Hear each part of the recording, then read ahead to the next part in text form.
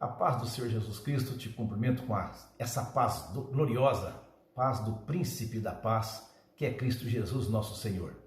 Eu gostaria nesse instante de falar um pouco sobre a vinda do Senhor Jesus Cristo para a igreja. Eu vou repetir, a vinda do Senhor Jesus Cristo para a igreja.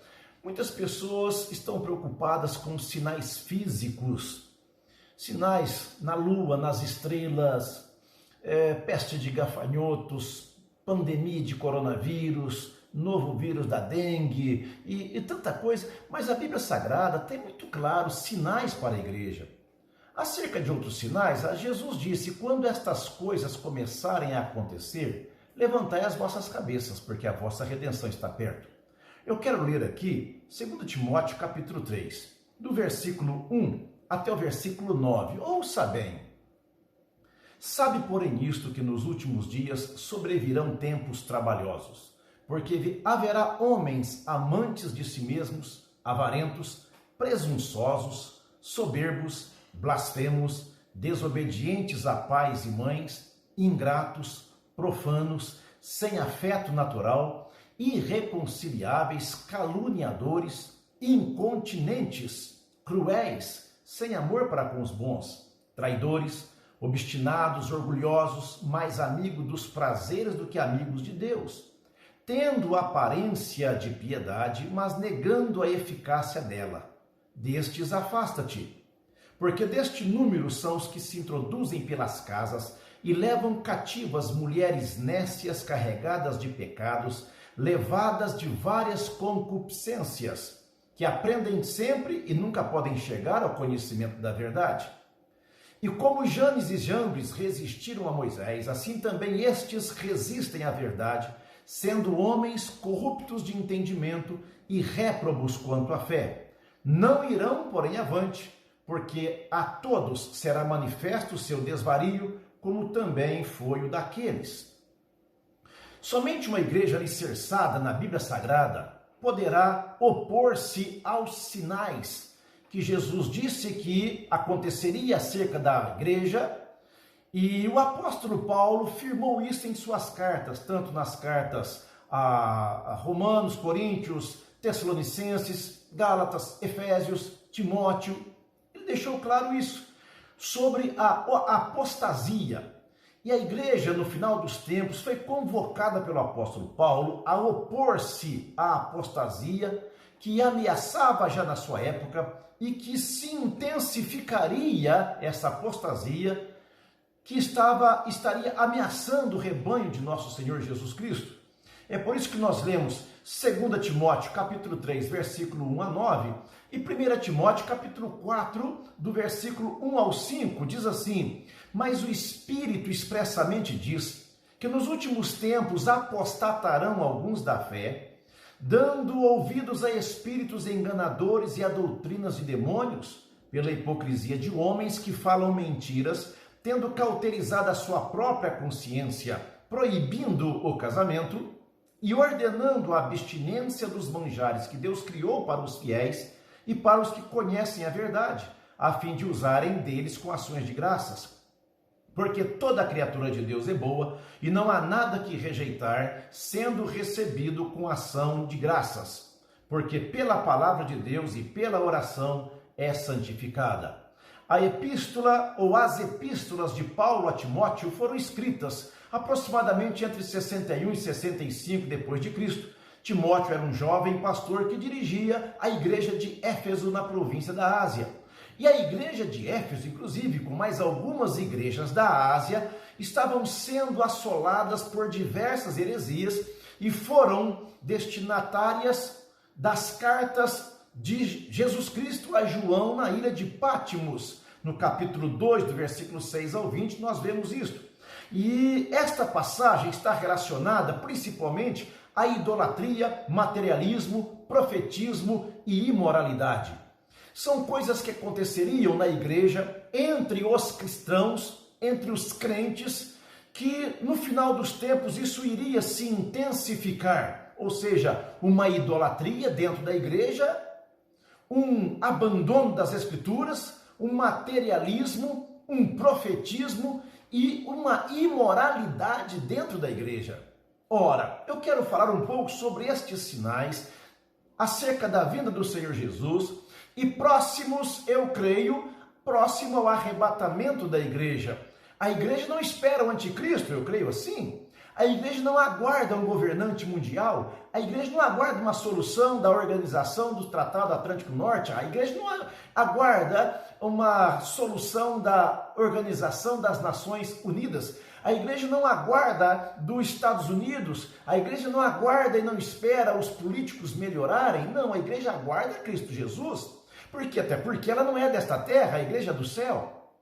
E o que aconteceria no final dos tempos ou próximo à vinda do Senhor Jesus Cristo é aquilo que nós vemos falado em Timóteo, Paulo dizendo a Timóteo, Paulo dizendo também aos romanos acerca do caráter dos homens, mas eu quero me ater a algumas coisas que nós vemos na passagem lida de Timóteo capítulo 3. Por exemplo, nós estamos enfrentando uma onda que nós podemos chamá-la de profetismo. Uma onda de revelações e profecias, trazendo o abandono das Escrituras. Nesta época de isolamento social, nós estamos vendo algumas lives ou um avanço das lives. E esse avanço tem sido bom porque muitas pessoas têm encontrado a Cristo Jesus pelo avanço desta modalidade de evangelismo, e eu creio que tem sido uma bênção. Felizes são aqueles que estão aproveitando desta época da igreja para evangelizar pela internet. Mas também, por outro lado, estamos vendo um avanço do profetismo. Eu estava vendo uma live esses dias no Facebook de determinado pastor, e ele estava dizendo: eu estou aqui para profetizar, dizia ele. Diga-me o seu nome e sua data de nascimento e deixa comigo que Deus me revela e eu vou revelar tudo acerca da sua vida e vou profetizar para você. Ora, para quem conhece, para quem é um pastor como eu sou há muito tempo e há muitos anos, e para quem entende, tem inclusive não apenas ser um pastor, mas tem o dom do discernimento do Espírito Santo e conhece as Sagradas Escrituras, sabe que este profeta, este suposto profeta, este falso profeta, digo com toda certeza, ele vai usar de coisas óbvias. Por exemplo, se você diz na live dele, escreve aí embaixo nos comentários, você diz o seu nome e diz a sua idade, por exemplo, 25 anos de idade, ele vai saber que é uma pessoa cheia de aspirações, é uma pessoa que ainda tem muitos sonhos a serem realizados e provavelmente está frustrada com algumas coisas. Ora, então ele vai dizer coisas óbvias, como dizer a esta pessoa de cerca de 25 anos, 30 anos de idade: olha, Deus está me revelando que os sonhos que ele ainda tem para você não foram realizados, porque você precisa perseverar naquilo que ele te disse. Olha, você tem passado problemas, enfrentado problemas com familiares, eles não têm entendido você e o que você tem em mente, porque eles não compreendem a tua vida e o desejo do teu coração, mas Deus diz para você nesse instante que você precisa continuar firme, ainda que muitas pessoas e parentes e familiares não estão te apoiando no que você está fazendo. Provavelmente, uma pessoa de 25, 30 anos de idade está namorando, a família não está apoiando alguma coisa, ainda está terminando uma faculdade, ainda tem sonhos para se realizar, são coisas óbvias. Se você coloca o seu nome nos comentários e diz a data do seu nascimento, e ele percebe que você é uma pessoa de 60 anos de idade, ele vai dizer coisas óbvias, supostamente reveladas por Deus, e ele vai dizer coisas óbvias para você de 60 anos de idade. Ora, o que é que uma pessoa de 60 anos de idade nesta época está sofrendo? Ela está sofrendo confinamento, isolamento, o medo do coronavírus, o medo de sair pelas ruas. Ora, com certeza, ele estará usando disto para fazer coisas óbvias nesta onda de profetismo. Então, isso traz o abandono das Escrituras Sagradas. É uma época que nós devemos tomar cuidado para que o governo da vida cristã não seja por meio de profecias. A vida cristã é governada pela palavra de Deus, a Bíblia Sagrada.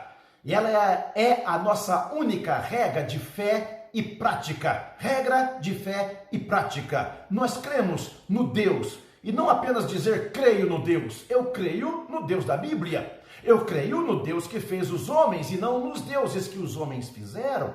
Portanto, uma onda de profetismo vem assolando a igreja de Deus, levando muitas pessoas à apostasia. Também vemos no meio do povo de Deus um certo egoísmo, uma atitude egoísta. Nós lemos os homens amantes de si mesmo. E quando diz amantes de si mesmo, a Bíblia acrescenta ingratos e irreconciliáveis.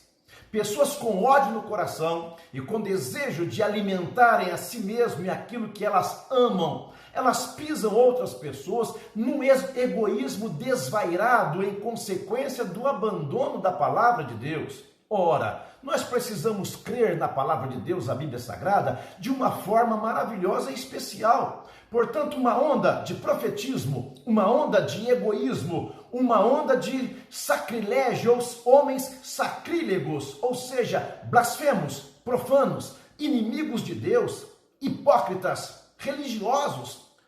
Essa religiosidade morna que induz as pessoas a uma religião, em consequência dessa religiosidade, em consequência das tradições religiosas, em consequência do seu apego à religiosidade, a um certo legalismo e dogma, elas abandonam a Bíblia Sagrada, então blasfemam e profanam e se tornam inimigos de Deus. Também numa onda nos tempos de hoje, em que a igreja está passando, é uma época do materialismo. Nunca vimos tanto materialistas em nossa época. Estou dizendo no meio da igreja e também fora da igreja. Isso não é de assustar. Não, esse pastor não pode dizer essas coisas. O que as pessoas vão dizer da igreja? Sim, o que as pessoas irão dizer da denominação, porque a igreja não é uma denominação. A igreja é um grupo de pessoas que pertence ao corpo de Cristo, ou melhor, que é o corpo de Cristo, lavado e remido pelo sangue de Jesus, do qual ele é a cabeça. Então não considere uma denominação como a igreja de Deus. A igreja é um barco que está nas águas, e ela precisa navegar. E nós não podemos confundir denominações com a igreja do Deus vivo. A igreja de Deus é o povo lavado e remido pelo sangue de Jesus, que está espalhado por toda a face da terra, em alguns lugares sofrendo muito. Em muitos lugares sofrendo perseguições, cristãos sendo mortos. Em outros lugares, como o Brasil, nós ainda estamos vivendo bem numa perseguição intelectual, filosófica e numa perseguição apóstata, de apóstatas que estão abandonando a Bíblia Sagrada, a palavra de Deus, mas estão num materialismo terrível, numa avareza tremenda, homens amantes de si mesmo, e agora vimos avarentos, que acham que o culto é para ele. Nesse egoísmo e materialismo, acha que o culto é para ele. Muitas pessoas vão no culto em uma denominação, em uma igreja evangélica, e eles querem que o culto seja para ele, que Deus lhe dê tudo o que ele deseja, e que não lhe peça nada, e que Deus não lhe incomode. Ora, uma boa pregação, querido amigo, querida amiga, uma boa pregação, ela incomoda aqueles que estão acomodados, ela perturba os acomodados. Deu para entender? Uma boa pregação, ela perturba, incomoda aqueles que estão acomodados e acomoda, acalma os que estão perturbados. Essa é uma boa pregação. A Bíblia Sagrada não foi feita, não diz que Deus tem que lhe dar tudo porque você tem sido às vezes uma criança mimada. O culto não é para você, o culto não é para aquele pregador, para aquele homem, grande homem que cobra milhares de notas de R$100 para trazer uma mensagem, uma pregação, para aquele cantor que não vai na sua cidade cantar por menos de R$30 mil. Não, o culto não é para ele. O culto não tem que agradar a pessoa. O culto não é para aquele que quer receber aquilo que a igreja tem para dar. Ele tem que procurar uma igreja que ele possa servir. Muitas pessoas não querem Deus, mas eles querem saber o que eles podem tirar de Deus. Talvez não seja o seu momento agora de ver este vídeo e dizer: eu quero saber o que é que Deus tem para mim, eu quero saber o que é que eu posso tirar de Deus. Isso é materialismo. E é isso, a Bíblia não ensina. Nesses tempos da passagem bíblica que nós lemos em 1 Timóteo, nós temos aí um hedonismo, ou seja, os homens amantes dos prazeres, amantes dos deleites. A Bíblia diz incontinentes, imoderados, pessoas que estão envolvidas nos seus apetites sexuais, aborrecendo inclusive o casamento, já estão transtornando todas as coisas, e com eles não importa o que é certo e errado, importa se me faz bem. E dizem para você, olha, o tipo de vida que você vive está te fazendo bem? Então não importa que tipo de vida você está levando, o que importa é que você se sinta bem. Isto que você está vivendo te diverte? Você está se divertindo com o estilo de vida e o estilo de vida que você está vivendo? Não importa se você é um hétero, é um homo, ou se você, não importa o que você, se você é um adúltero, não importa se você é um depravado sexual, está lhe dando prazer? Então continue, o que importa é o prazer, o que importa é viver bem. Isso é hedonismo, contrário à Bíblia Sagrada. E a Bíblia diz que estas coisas se intensificariam aproximando-se a vinda de Cristo Jesus, numa soberba, num hedonismo, numa vaidade, presunçosos, orgulhosos, soberbos. E a Bíblia acrescenta algo mais: desafeiçoados, sem afeto natural, desobedientes aos pais e mães. Todos nós sabemos que o homem no pecado, ele não gosta de autoridades. O ser humano detesta autoridades. Quem é aqui que não ouviu alguém na pista piscar o farol de uma fiscalização e não correu dela, ou então mudou de lugar só para não ser fiscalizado por uma autoridade? Nós detestamos autoridades. Isso é natureza pecaminosa, e o cristão aprende que ele deve amar, orar, respeitar e seguir aquilo que as autoridades determinam. O próprio Senhor Jesus Cristo foi sujeito à autoridade e disse para aquele que estava acima dele: nenhuma autoridade foi lhe dada se não fosse por meu Pai que está nos céus. Então nós devemos entender que este afeto natural traz uma obediência aos pais e mães. Obedecer aos pais e mães. A Bíblia diz assim, que eles seriam sem amor para com os bons e seriam caluniadores dos bons. Nesta época agora de política, de tanta coisa, de lava-jato e tantas coisas e tantos problemas no Brasil, é interessante quando nós vemos alguma acusação. Por exemplo, suspeita-se que fulano de tal está envolvido com um crime organizado. Pronto, várias pessoas vão para as redes sociais dizendo mal daquela pessoa. Ora, foi uma suspeita. Ele não foi provado, não foi condenado, mas nós já condenamos ele pela suspeita. Nós o condenamos pela calúnia.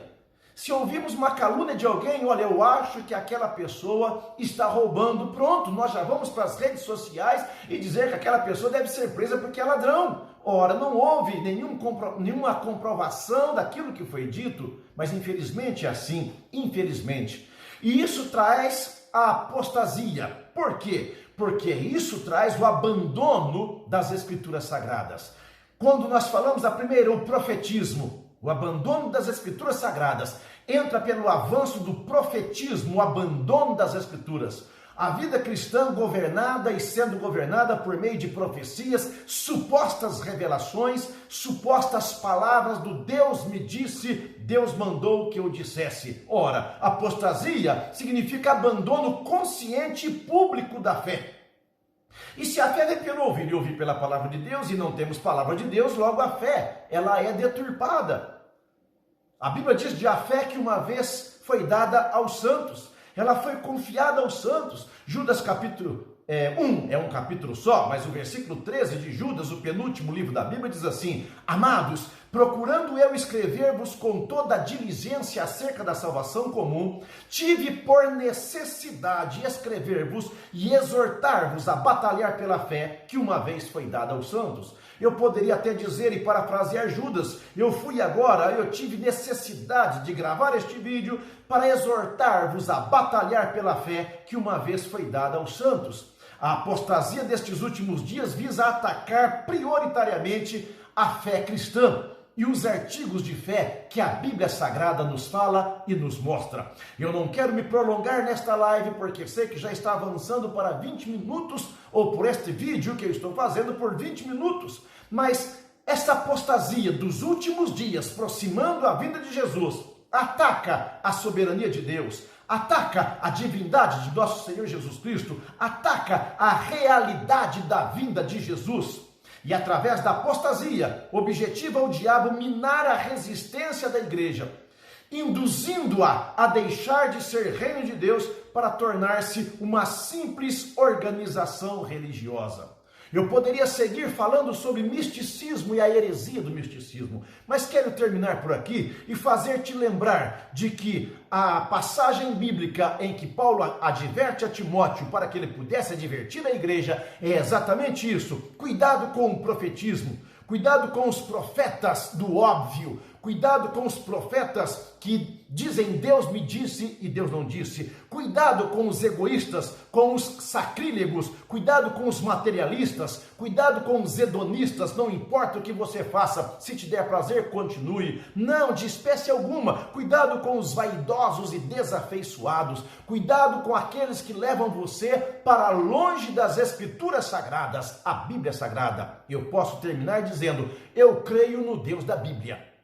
Eu creio no Jesus da Bíblia. Eu não creio apenas no Jesus histórico. Eu creio no Jesus da Bíblia.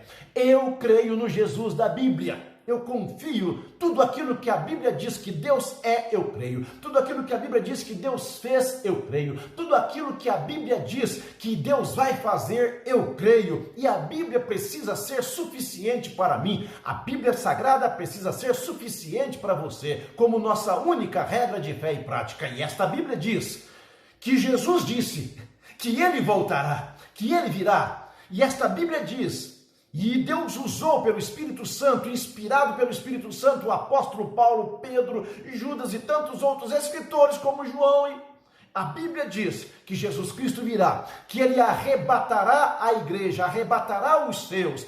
Os mortos em Cristo ressuscitarão primeiro, depois nós, os que ficarmos vivos, seremos transformados e vamos encontrar com o Senhor nos ares. Eu creio que isso está prestes a acontecer, porque estes sinais que marca a última hora da igreja na face da terra, inclusive a propagação do evangelho aqui agora, eu creio que breve Jesus Cristo virá. Quando estas coisas começarem a acontecer, levantai as vossas cabeças, porque a vossa redenção está perto. Um abraço para você. Sou o pastor Hilton Gonçalves, pastor da Primeira Igreja Assembleia de Deus, em Santa Rita do Sapucaí, sul de Minas Gerais, Brasil. Pátria amada é Brasil. Aqui como cidadão, porque pátria amada celestial. Filipenses capítulo 3, versículo 20 e 21. A nossa cidade está nos céus, de onde também aguardamos o Senhor, o Salvador Jesus Cristo, que transformará o nosso corpo abatido para ser conforme o seu corpo glorioso, segundo o seu eficaz poder de sujeitar também a si todas as coisas. E lembrando disso, termino com 1 João 3, 2 e 3. Ah, que gostoso! Amados, agora somos filhos de Deus, mas ainda não é manifestado o que havemos de ser. E sabemos que quando ele se manifestar, seremos semelhantes a ele, porque assim como ele é, o veremos. E qualquer que tem esta esperança, repito, e qualquer que tem esta esperança, purifique-se a si mesmo, como também ele é puro. Um abraço. Deus te abençoe ricamente.